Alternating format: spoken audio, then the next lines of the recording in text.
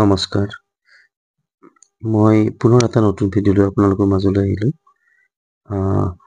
প্ৰথমে মই স্বাগতম জনাইছোঁ আপোনালোকক মোৰ ইউটিউব চেনেল প্ৰিপাৰেশ্যন ফৰ এক্সামলৈ। আজি মই এটা বেলেগ টপিকৰ ওপৰত অকণমান ভিডিঅ'টো লৈ আহিছোঁ। আছাম এণ্ড ইটছ পিপল যিটো আমাৰ ছেকশ্যন আছে তাতে বিশেষকৈ মই অসমৰ মঠ মন্দিৰ নামঘৰ তাৰ ওপৰত মই দুটামান MCQ নহয় মানে ইনফৰমেশ্যন মই লৈ আহিছোঁ। ঠিক তেনেকুৱা মানে মন্দিৰবিলাকৰ নাম কোন ঠাইত অৱস্থিত আৰু যিখিনি মই তথ্য গোটাব পাৰিছোঁ মানে কোনে নিৰ্মাণ কৰিছিল এইখিনি মই ইয়াতে অন্তৰ্ভুক্ত কৰিছোঁ ভিডিঅ'টোত। গতিকে মই ইয়াতে চিৰিয়েলি 1 নম্বৰ 2 নম্বৰ তেনেকৈ দিছোঁ। আশা কৰোঁ আপোনালোকে ভিডিঅ'টো ভাল পাব আৰু নিশ্চয় কিছু হ'লেও উপকৃত হ'ব বুলি আশা থাকিলে। আহক তেতিয়াহ'লে ভিডিঅ'টো আৰম্ভ কৰোঁ। প্ৰথমতে আমাৰ অসমৰ আটাইতকৈ বিখ্যাত মন্দিৰ আমি সকলোৱে জানো কামাখ্যা মন্দিৰৰ কথাকে ক'বলৈ ওলাইছোঁ। মই আশা কৰোঁ ইয়াৰে 95-99% জানে, প্ৰায় 100% বুলি ক'লেও ভুল নহয় কামাখ্যা মন্দিৰৰ বিষয়ে। নতুনকৈ ক'বলগীয়া একো নাই, তথাপি 2-এজনে নাজানিবও পাৰে। আৰু মন্দিৰৰ কথা ক'লে কামাখ্যা মন্দিৰক এড নকৰিলে এইটো আমাৰ ভিডিঅ'টো আধৰুৱা হ'ব। গতিকে প্ৰথম মই কামাখ্যা মন্দিৰৰ নামটো মই ইয়াতে ৰাখিছোঁ। আপোনালোকে চাব স্ক্ৰীনত। অৱস্থান নীলাচল পাহাৰ, কামৰূপ মেট্ৰ' জিলাত। গতিকে নীলাচল পাহাৰত অৱস্থিত কামাখ্যা মন্দিৰ আৰু আৰাধ্য দেৱ দেৱী ইয়াতে আমাৰ মা কামাখ্যাক পূজা অৰ্চনা কৰা হয়, শক্তিপীঠ বুলি কোৱা হয়। আৰু এইখন অকল আমাৰ অসমতে নহয়, গোটেই বিশ্বতে বিখ্যাত বুলি ক'লেও ভুল নহয়। ভাৰতৰ ভিতৰত এইখন খুব জনপ্ৰিয় আমাৰ শক্তিপীঠ আৰু প্ৰতি বছৰে জুন মাহৰ মাজভাগত অম্বুবাচী মেলা উদযাপন কৰা হয়। আৰু আমাৰ BTR PGT টেটৰ এটা প্ৰশ্ন আহিছিল, কামাখ্যা মন্দিৰত অম্বুবাচী মেলা কোনটো মাহত উদযাপন কৰা হয়, তেনেকুৱা ধৰণৰ এটা প্ৰশ্ন আহিছিল। মনত ৰাখিব আপোনালোকে জুন মাহৰ মাজভাগত। তাৰপিছত বিল্ডাৰ মানে কোনে মন্দিৰটো নিৰ্মাণ কৰিছিল, আমাৰ আখ্যান মতে নৰকাসুৰে মন্দিৰটো নিৰ্মাণ কৰিছিল। কিন্তু পিছত ৰজা নৰনাৰায়ণে 16th চেঞ্চুৰীত কোচ ৰজা নৰনাৰায়ণে পুনৰ নিৰ্মাণ কৰিছিল কামাখ্যা মন্দিৰটো। গতিকে তাৰ ওপৰতো প্ৰশ্ন আহিব পাৰে যে কামাখ্যা মন্দিৰ কোনে পুনৰ নিৰ্মাণ কৰিছিল, তেতিয়া আপোনালোকে ৰজা নৰনাৰায়ণ অপশ্যনটো চুজ কৰিব লাগিব। তাৰপিছত আমি 2 নম্বৰলৈ আগবাঢ়িছোঁ। 2 নম্বৰ উমানন্দ মন্দিৰ। অৱস্থান ভস্মাচল পাহাৰ, ব্ৰহ্মপুত্ৰ নদীৰ মাজভাগত। মানে ভস্মাচল পাহাৰ বুলি কোৱা হয় আৰু লগতে উমানন্দ নদী দ্বীপত অৱস্থিত। আৰু ইয়াক মানে পিকক আইলেণ্ড বুলিও কোৱা হয় বা ময়ূৰ দ্বীপ বুলি ব্ৰিটিছসকলে এই নামটো দিছিলে। গুৱাহাটী কামৰূপ মেট্ৰপলিটান জিলাত অৱস্থিত, ওচৰতে আমাৰ গুৱাহাটীৰ ওচৰত। আৰু মইতো ক'লোৱে এইটো ময়ূৰ দ্বীপ বুলি জনা যায়। আৰাধ্য দেৱ দেৱী, আমি ভগৱান শিৱক আৰাধনা কৰা হয়, এই মন্দিৰত পূজা অৰ্চনা কৰা হয়। আৰু এইবাৰো PGT টেটত BTRৰ এটা প্ৰশ্ন আহিছিল যে উমানন্দ মন্দিৰত উলহ মালহেৰে কোনটো তলৰ কোনটো উৎসৱ পালন কৰা হয়। আৰু অপশ্যনত তেতিয়া আমি টিক দিব লাগিব শিৱৰাত্ৰি। ইয়াতে উলহ মালহেৰে মহাশিৱৰাত্ৰি পালন কৰা হয়। আৰু মন্দিৰটো নিৰ্মাণ কৰিছিল আহোম ৰজা গদাধৰ সিংহই 1681 পৰা 1696 চনৰ ভিতৰত। আৰু ইয়াতে আহোম ৰজা গদাধৰ সিংহই নিৰ্দেশনা মতে কোনে নিৰ্মাণ কৰিছিল তেনেকুৱা বুলিও কেতিয়াবা প্ৰশ্ন আহে। তেতিয়া আপোনালোকে গড়গয়া সন্দিকৈ এই নামটো চিলেক্ট কৰিব লাগিব। মানে গদাধৰ সিংহৰ আদেশ মৰ্মে উমানন্দ মন্দিৰ তেতিয়া বৰফুকন গড়গয়া সন্দিকৈয়ে নিৰ্মাণ কৰিছিল। গতিকে মনত ৰাখিব। আৰু কাৰ শাসন কালত বা কোনজন আহোম ৰজাই নিৰ্মাণ কৰিছিল বুলি ক'লে গদাধৰ সিংহ অপশ্যনটো আমি চুজ কৰিব লাগিব। তাৰপিছত 3 নম্বৰ নৱগ্ৰহ মন্দিৰ। খুব এটা ফেমাছ মন্দিৰ হয় অসমৰ আমাৰ। গুৱাহাটীৰ চিত্ৰাচল পাহাৰত অৱস্থিত। নৱগ্ৰহ মন্দিৰ কোন পাহাৰত অৱস্থিত সেইটো আহে, এবাৰ হাইস্কুল টেটত অলৰেডি আহি গৈছে। লোকেশ্যন কামৰূপ মেট্ৰ' জিলাত অৱস্থিত গুৱাহাটীত। আৰু আৰাধ্য দেৱ দেৱী, এই প্ৰশ্নটো আহিছে এবাৰ PGT টেটত BTRৰ যিটো অলৰেডি হৈ গ'ল আমাৰ এই ডিচেম্বৰত, তাতে আছিলে নৱেম্বৰ ডিচেম্বৰত যিটো হৈ গ'ল, যে নৱগ্ৰহ মন্দিৰত কাক পূজা কৰা হয়, মানে কোন দেৱ দেৱীক পূজা কৰা হয়, আৰু তাতে অপশ্যনত আছিলে 9টা গ্ৰহ। গতিকে সেই অপশ্যনটো চুজ কৰিব লাগিব আপুনি। মনত ৰাখিব 9টা গ্ৰহক পূজা অৰ্চনা কৰা হয়। আৰু নিৰ্মাণ কৰিছিল নৱগ্ৰহ মন্দিৰ আহোম ৰজা ৰাজেশ্বৰ সিংহই 1751 পৰা 1769 চনৰ ভিতৰত। ঠিক আছে। তাৰপিছত 4 নম্বৰত আছে শুক্ৰেশ্বৰ মন্দিৰ, গুৱাহাটীত অৱস্থিত শুক্ৰেশ্বৰ পাহাৰত। আৰু আৰাধ্য দেৱ দেৱী আমি মহাদেৱক মানে শিৱক আৰাধনা কৰা হয়, শিৱক পূজা অৰ্চনা কৰা হয় এই মন্দিৰত। আৰু শুক্ৰেশ্বৰ মন্দিৰ নিৰ্মাণ কৰিছিল আহোম ৰজা ৰাজেশ্বৰ সিংহ 1744 পৰা 1751 চনৰ এই সময়ছোৱাৰ ভিতৰত। মনত ৰাখিব ৰাজেশ্বৰ সিংহ। 5 নম্বৰত আছে আমাৰ মহাভৈৰৱ মন্দিৰ। মহাভৈৰৱ মন্দিৰ, আৰু মহাভৈৰৱ মন্দিৰ আমাৰ অৱস্থিত হ'ব তেজপুৰ, শোণিতপুৰ জিলাৰ তেজপুৰত। আৰু ইয়াতে আমাক মহাভৈৰৱ বুলি কওঁতে আপোনালোকে আইডিয়া কৰিব পাৰিছে, শিৱক পূজা অৰ্চনা কৰা হয়, মহাদেৱক। আৰু নিৰ্মাণ কৰিছিল আমাৰ আখ্যান মতে ৰজা বান ৰজাই নিৰ্মাণ কৰিছিল, আৰু আহোমৰ সময়ত ইয়াক পুনৰ নিৰ্মাণ কৰা হয় বুলি উল্লেখ আছে। গতিকে মনত ৰাখিব মহাভৈৰৱ মন্দিৰ আমাৰ শোণিতপুৰ জিলাৰ তেজপুৰত অৱস্থিত। ইয়াত শিৱক, ভগৱান শিৱক পূজা কৰা হয়, আৰু নিৰ্মাণ কৰিছিল ৰজা বান, মানে বান ৰজা। তাৰপিছত 6 নম্বৰত অশ্বক্লান্ত মন্দিৰ। অশ্বক্লান্ত মন্দিৰৰ অৱস্থান হ'ব গুৱাহাটী কামৰূপ মহানগৰ, আৰু ইয়াত ভগৱান বিষ্ণুক পূজা কৰা হয়। আৰু তাতে অকণমান ডিটেইলছত চালে গম পাব আপোনালোকে 2টা মন্দিৰ আছে, মানে বিষ্ণু অনন্ত শয়নত শুই থকা মূৰ্তি এটাকো পূজা কৰা হয়, 2টা মন্দিৰত বেলেগ বেলেগ, কিন্তু মেইনলি বিষ্ণুকে পূজা কৰা হয়। এই প্ৰশ্নটো এইবাৰ আহিছিলে BTR টেটত, PGT টেটত। আৰু নিৰ্মাণ কৰিছিলে আহোম ৰজা শিৱসিংহই 1714 পৰা 1744 চনৰ ভিতৰত। ঠিক আছে। তাৰপিছত আমি আগবাঢ়িছো 7 নম্বৰ হয়গ্ৰীৱ মাধৱ মন্দিৰ। আপোনালোকে জানে অৱস্থান হাজোৰ মণিকোট পাহাৰত অৱস্থিত, কামৰূপ গ্ৰাম্য জিলাৰ, যিটো আমাৰ কামৰূপ ৰুৰেল ডিষ্ট্ৰিক্ট। আৰু ইয়াত বিষ্ণুক উপাসনা কৰা হয়, ভগৱান বিষ্ণুক। গতিকে মন্দিৰৰ ওপৰত প্ৰশ্নবিলাক বিভিন্ন ধৰণেৰে আহিব পাৰে, যে হয়গ্ৰীৱ মাধৱ মন্দিৰ ক'ত অৱস্থিত, তেনেকে আহিব পাৰে প্ৰশ্ন, বা কোন জিলাত অৱস্থিত, বা কোনখন পাহাৰত অৱস্থিত, বা হয়গ্ৰীৱ মাধৱ মন্দিৰৰ তলৰ কোনজন দেৱতাক উপাসনা কৰা হয়, তেনেকুৱা আহিব পাৰে। গতিকে মনত ৰাখিব আপোনালোকে হয়গ্ৰীৱ মাধৱ মন্দিৰ পাল বংশৰ ৰজাসকলে 10 পৰা 12 শতিকাৰ ভিতৰত নিৰ্মাণ কৰা বুলি উল্লেখ পোৱা যায়। আৰু পুনৰ নিৰ্মাণ কৰিছিল ৰজা ৰঘুদেৱ 16 শতিকাৰ ভিতৰত, কোচ ৰজা ৰঘুদেৱে। এইটো মনত ৰাখিব, এইকেইটাৰ ওপৰত প্ৰশ্ন আহিব পাৰে। প্ৰথমে নিৰ্মাণ কৰিছিল পাল বংশৰ ৰজাসকলে, আৰু পুনৰ এবাৰ নিৰ্মাণ কৰে মানে ৰজা ৰঘুদেৱে, কোচ বংশৰ। আৰু এটা বিশেষত্ব আছে যে এই মন্দিৰ হিন্দু আৰু বৌদ্ধ উভয়ৰে পবিত্ৰ তীৰ্থস্থান বুলি গণ্য কৰা হয়। মানে হিন্দু ধৰ্ম আৰু বৌদ্ধ ধৰ্মৰ লোকসকলে একেলগে এই মন্দিৰত উপাসনা কৰে, এইটো মনত ৰাখিব। প্ৰায় এইটোৰ ওপৰত প্ৰশ্ন আহে, গতিকে এইটো এটা বিশেষত্ব এই মন্দিৰৰ। তাৰপিছত 8 নম্বৰত আছে দীৰ্ঘেশ্বৰী মন্দিৰ, অৱস্থান উত্তৰ গুৱাহাটী, কামৰূপ জিলা। আৰু আমাৰ ইয়াতে দেৱী দুৰ্গাক আৰাধনা কৰা হয়, দীৰ্ঘেশ্বৰী মন্দিৰত উপাস্য দেৱী দুৰ্গা। আৰু নিৰ্মাণ কৰিছিল আহোম ৰজা স্বৰ্গদেউ শিৱসিংহই, এইটো মনত ৰাখিব, দীৰ্ঘেশ্বৰী মন্দিৰ।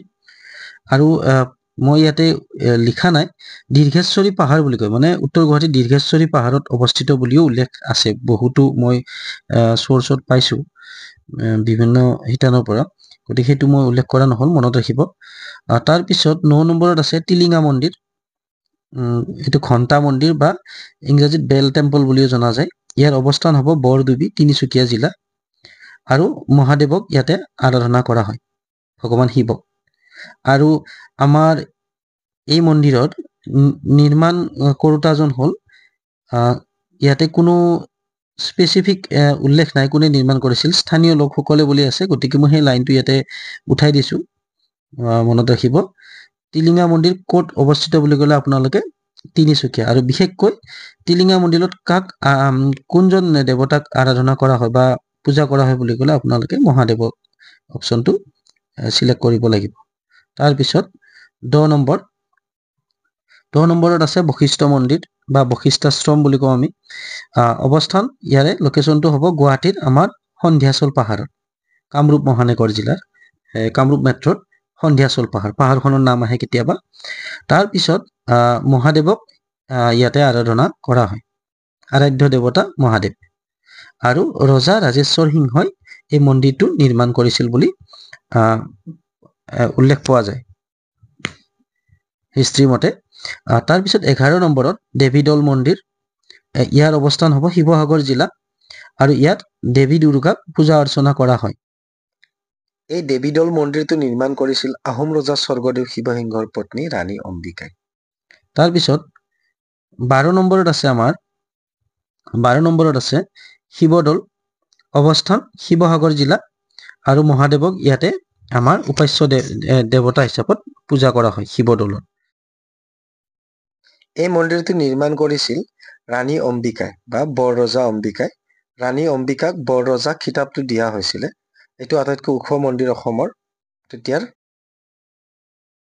আমাৰ 13 নম্বৰ তাৰা মন্দিৰ বা তাৰাজান, আৰু ইয়াৰ লোকেশ্যনটো হ'ব শিৱসাগৰ জিলা। ইয়াতে তাৰা দেৱী মানে কালীৰ এটা ৰূপ, মা কালীৰ এটা ৰূপক পূজা অৰ্চনা কৰা হয়। আৰু আহোম ৰজা স্বৰ্গদেউ শিৱসিংহই এই মন্দিৰটো নিৰ্মাণ কৰিছিল বুলি এটা উল্লেখ পোৱা যায় বুৰঞ্জীত, মনত ৰাখিব আপোনালোকে। তাৰপিছত 14 নম্বৰ ভীমেশ্বৰ ধাম বা ভীমাশংকৰ জ্যোতিৰ্লিংগ বুলি কয়, ভীমাশংকৰ মন্দিৰ বুলি। অৱস্থান আছে ডাকিনী পাহাৰ, কামৰূপ জিলা। আৰু ডাকিনী পাহাৰত অৱস্থিত, এইটো গম পালে আপোনালোকে। আৰু ভীমাশংকৰ বুলি কোৱাৰ লগে লগে আপোনালোকে আইডিয়া কৰিব পাৰিছে মহাদেৱক পূজা অৰ্চনা কৰা হয় এইটো মন্দিৰত। আৰু ইয়াৰে কোনো সঠিক নিৰ্মাতা নাই, স্থানীয় লোকসকলে নিৰ্মাণ কৰিছে বুলি এটা উল্লেখ পোৱা যায়। আৰু মাইথলজিকেলি আখ্যান মতে পাণ্ডৱসকল বুলি এটা উল্লেখ আছে। তাৰপিছত 15 নম্বৰ দৌল গোবিন্দ মন্দিৰ, অৱস্থান উত্তৰ গুৱাহাটী, কামৰূপ জিলা। দৌল গোবিন্দ মন্দিৰত ভগৱান কৃষ্ণক উপাস্য দেৱতা হিচাপত আৰাধনা কৰা হয় বা পূজা কৰা হয়। তাৰপিছত 16 নম্বৰত আছে পোৱামক্কা দৰগাহ, আৰু লোকেশ্যনটো হ'ব হাজোৰ গৰুৰাচল পাহাৰত, কামৰূপ গ্ৰাম্য জিলা।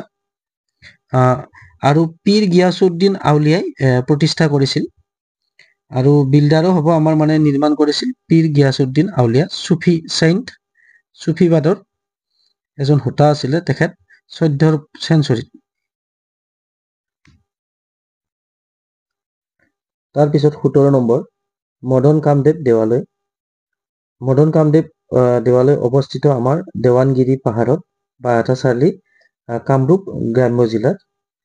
তাৰ পাছত মদন কামদেৱত আমাক মহাদেৱক পূজা কৰা হয়, আৰু লগতে কামদেৱক মানে আমাৰ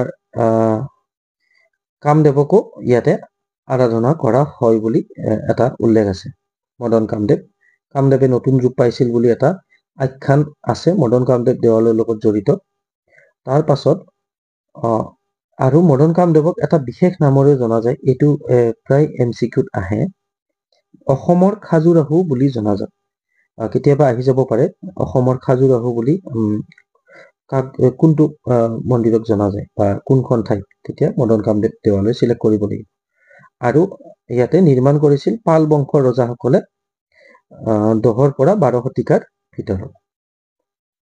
তাৰপিছত 18 নম্বৰ শ্ৰী সূৰ্য মন্দিৰ, শ্ৰী সূৰ্য টেম্পল, অৱস্থান হ'ব গোৱালপাৰা জিলা আমাৰ অসমৰ। আৰু ইয়াত সূৰ্যদেৱক পূজা অৰ্চনা কৰা হয়, আৰাধ্য দেৱতা। আৰু ইয়াৰো এটা বিশেষত্ব আছে, এই মন্দিৰটোক বা এই সূৰ্য পাহাৰখনক, য'ত আমাৰ এই মন্দিৰটো অৱস্থিত, এই সূৰ্য পাহাৰক অসমৰ দ্বিতীয় কাশী বুলি জনা যায়। কাশীধাম অসমৰ দ্বিতীয় কাশী বুলি জনা যায়। আৰু লগতে মই আৰু ইয়াতে নোট হিচাপত এটা উল্লেখ কৰিছো, বিশ্বনাথ ঘাট আমাৰ যিটো আছে, বিশ্বনাথ ঘাটক গুপ্ত কাশী বুলি নামেৰে জনা যায়। আৰু ইয়াৰ অৱস্থান বিশ্বনাথ চাৰিআলি, বিশ্বনাথ জিলাৰ ব্ৰহ্মপুত্ৰ নদীৰ পাৰত। মনত ৰাখিব আপোনালোকে। আৰু মহাদেৱক পূজা অৰ্চনা কৰা হয়। মানে বিশ্বনাথ ঘাটক গুপ্ত কাশী বুলিও জনা যায়। আৰু মই এই কথাটো এই কাৰণে উল্লেখ কৰিলো, কাৰণ অসমৰ দ্বিতীয় কাশী বুলি জনা যায় আমাৰ সূৰ্য পাহাৰ, সেইকাৰণে মই এই কথাটো ইয়াতে উল্লেখ কৰি থৈ দিলো। তাৰ পাছত 19 নম্বৰত আছে তাম্ৰেশ্বৰী মন্দিৰ। আপোনালোকে আইডিয়া কৰিব পাৰিছে তাম্ৰেশ্বৰী মন্দিৰ বুলি ক'লে নিশ্চয় শক্তিপীঠ হ'ব। অৱস্থান শদিয়া, তিনিচুকীয়া জিলা। আৰু ইয়াতে দেৱী তাম্ৰেশ্বৰীক আৰাধনা কৰা হয়, আৰু এইটো এটা শক্তিপীঠ। আৰু ইয়াৰ নিৰ্মাণ কৰিছিল চুতীয়া বংশৰ ৰজাসকলে। মনত ৰাখিব। আৰু মোৰ বোধেৰে যিখিনি মনত আছে মোৰ, ইয়াতে আগতে নৰবলিৰ ব্যৱস্থা আছিলে তাম্ৰেশ্বৰী মন্দিৰত। চুতীয়া ৰজাসকলে নিৰ্মাণ কৰা এই মন্দিৰটোত মানুহ বলি দিয়া হৈছিলে, আৰু আহোম ৰাজত্বৰ সময়ত সেই নৰবলি প্ৰথা বন্ধ কৰা হয় সম্পূৰ্ণৰূপে। তাৰ পাছত 20 নম্বৰত আছে নেঘেৰিটিং শিৱদৌল। গতিকে এই প্ৰশ্নটো এইবাৰ আহিছিল BTR PGT টেটত। নেঘেৰিটিং মন্দিৰ অসমৰ ক'ত অৱস্থিত? আৰু বিভিন্ন জিলাৰ নাম আহিছিলে, অপশ্যনত গোলাঘাট জিলাটো আছিলে, গতিকে গোলাঘাট জিলাটো আমাৰ ইয়াত কাৰেক্ট হ'ব। অৱস্থান দেৰগাঁও, গোলাঘাট জিলা। আৰু দেৱতা মানে আৰাধ্য দেৱতা শিৱ। আৰু এই মন্দিৰটো নিৰ্মাণ কৰিছিল আহোম ৰজা ৰাজেশ্বৰ সিংহই 1751 পৰা 1769 চনৰ ভিতৰত। তাৰপিছত আমাৰ 21 নম্বৰত আছে মণিকাৰ্ণেশ্বৰ দেৱালয়। অৱস্থান ইয়াত উত্তৰ গুৱাহাটী, কামৰূপ জিলা। আৰু ইয়াক মহাদেৱক উপাসনা কৰা হয় এই মন্দিৰত। আৰু নিৰ্মাণ কৰি আহোম স্বৰ্গদেউ ৰাজেশ্বৰ সিংহই। মনত ৰাখিব। তাৰ পাছত 22 নম্বৰত আছে উগ্ৰতাৰা মন্দিৰ বা উগ্ৰতাৰা দেৱালয় বুলিও কোৱা হয়। উজান বজাৰ, গুৱাহাটী, কামৰূপ মহানগৰ জিলাত অৱস্থিত, কামৰূপ মেট্ৰত। দেৱী উগ্ৰতাৰা আৰাধনা কৰা হয়। এইটো এটা শক্তিপীঠ। আৰু নিৰ্মাণ কৰিছিল আহোম ৰজা স্বৰ্গদেউ শিৱসিংহই 1714 পৰা 1744 খ্ৰীষ্টৰ ভিতৰত। মনত ৰাখিব, উগ্ৰতাৰা মন্দিৰ খুব এটা ইম্পৰ্টেণ্ট। তাৰপিছত 23 নম্বৰত আছে মা চন্দিকা দেৱালয়, মা চন্দিকা মন্দিৰ বুলিও ক'ব পাৰি। ইয়াৰ অৱস্থান হৈছে কামৰূপ গ্ৰাম্য জিলাৰ ছয়গাঁৱত অৱস্থিত। আৰু দেৱী চন্দিকাক আৰাধনা কৰা হয় এই মন্দিৰত।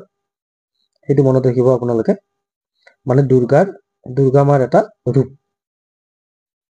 তাৰপিছত 24 নম্বৰত আছে টুক্ৰেশ্বৰী মন্দিৰ। টুক্ৰেশ্বৰী মন্দিৰ গোৱালপাৰা জিলাত অৱস্থিত, আৰু দেৱী দুৰ্গাক পূজা কৰা হয় এই মন্দিৰ। তাৰ পাছত আমাৰ 25 নম্বৰত আছে দেওপানী মন্দিৰ। দেওপানী মন্দিৰ অৱস্থিত আমাৰ গোলাঘাট জিলাৰ অসমৰ গোলাঘাট জিলাত অৱস্থিত দেওপানী মন্দিৰ। মনত ৰাখিব। আৰু উপাস্য দেৱ বা দেৱী আমাৰ শিৱ, দেওপানী মন্দিৰ। তাৰপিছতে 26 নম্বৰত আছে ঢেকীয়াখোৱা বৰনামঘৰ। আৰু অৱস্থান ঢেকীয়াখোৱা বৰনামঘৰ যোৰহাট জিলাত অৱস্থিত অসমৰ। আৰু প্ৰতিষ্ঠাতা আছিল আমাৰ মহাপুৰুষ মাধৱদেৱ। 1528 চনত প্ৰতিষ্ঠা কৰিছিল মাধৱদেৱে। আৰু আমাৰ মাধৱদেৱ আপোনালোকে জানে শংকৰদেৱৰ প্ৰধান শিষ্য আছিলে। আৰু এটা বিশেষত্ব আছে, ঢেকীয়াখোৱা নামঘৰত দীৰ্ঘদিন ধৰি দ্বীপ প্ৰজ্বলিত হৈ আছে, যাক অক্ষয় দ্বীপ বুলি কোৱা হয়। শংকৰ মাধৱদেৱৰ বৈষ্ণৱ ধৰ্ম প্ৰচাৰৰ এক গুৰুত্বপূৰ্ণ কেন্দ্ৰ আমাৰ এই ঢেকীয়াখোৱা বৰনামঘৰ। গতিকে খুব ইম্পৰ্টেণ্ট, আমাৰ যিহেতু বৈষ্ণৱিজিম আৰু চুফি মুভমেণ্ট আৰু বৈষ্ণৱ মুভমেণ্টৰ এটা ছেকশ্যন আছে চিলেবাছত, গতিকে তাৰ ওপৰত ভিত্তি কৰি এইটো আহি যাব পাৰে হয়তো। তাৰ পাছত আমাৰ এইটো 26 নম্বৰ গ'ল। এইবাৰ আমাৰ 27 নম্বৰ মহামায়া মন্দিৰ। মহামায়া মন্দিৰ ধুবুৰী জিলাত অৱস্থিত। এই মন্দিৰত এটা বিশেষত্ব আছে। মহামায়া মন্দিৰ অসমৰ অন্যতম শক্তিপীঠ। এই মন্দিৰত মা মহামায়াক উৎসৰ্গিত এই মন্দিৰ। মন্দিৰত প্ৰতি বছৰে বৃহৎ মেলাৰ আয়োজন কৰা হয়, য'ত দৰ্শনাৰ্থীসকলে ব্যাপকভাৱে অংশগ্ৰহণ কৰে। মহামায়া মন্দিৰ খুব ইম্পৰ্টেণ্ট, মনত ৰাখিব, ধুবুৰী জিলাৰ। তাৰ পাছত 28 নম্বৰ বৰপেটা কীৰ্তন ঘৰ। আৰু বৰপেটা কীৰ্তন ঘৰ আমাৰ গম পাইছে আপোনালোকে, বৰপেটা বুলি কোৱাৰ লগে লগে বৰপেটা জিলাত অৱস্থিত অসমৰ। আৰু প্ৰতিষ্ঠাতা আছিলে প্ৰতিষ্ঠা কৰিছিলে মহাপুৰুষ শ্ৰী শ্ৰী মাধৱদেৱে। আৰু এই মন্দিৰৰ এটা বিশেষত্ব আছে, ইয়াতে 1583 চনত নিৰ্মাণ কৰা বুলি উল্লেখ আছে, স্ক্ৰীনত দেখা পাইছে আপোনালোকে। আৰু এটা বিশেষত্ব আছে এই মন্দিৰত প্ৰতি বছৰে উলহ মালহেৰে দৌল উৎসৱ পালন কৰা হয়, মানে ফাকুৱা উৎসৱ, হোলী উৎসৱ। খুব ইম্পৰ্টেণ্ট, এই প্ৰশ্নটো আগত টেটত আহি গৈছে LPMA ত, মনত ৰাখিব আপোনালোকে এইটো। আৰু হয়তো এইবাৰ বেলেগকৈ সুধি দিব পাৰে যে কোনে প্ৰতিষ্ঠা কৰিছিল, তেতিয়া মাধৱদেৱ বুলি আপোনালোকে চিলেক্ট কৰিব লাগিব। তাৰ পাছত আমাৰ একেবাৰে শেষত মই 29 নম্বৰত ৰাখিছো আঠখেলীয়া নামঘৰ। আৰু আঠখেলীয়া নামঘৰ আমাৰ অৱস্থিত গোলাঘাট জিলা, অসমৰ গোলাঘাট জিলাত অৱস্থিত। প্ৰতিষ্ঠাতা আছিলে মহাপুৰুষ শ্ৰী শ্ৰী শংকৰদেৱে প্ৰতিষ্ঠা কৰিছিল। আৰু 1528 চনত প্ৰতিষ্ঠা কৰিছিল বুলি উল্লেখ আছে। গতিকে খুব ইম্পৰ্টেণ্ট। আৰু বহুতো মঠ মন্দিৰ আছে, হয়তো মোৰ ইয়াতে কিছু অন্তৰ্ভুক্ত কৰিবলৈ ৰৈ গৈছে, এইবিলাক আপোনালোকে চাব।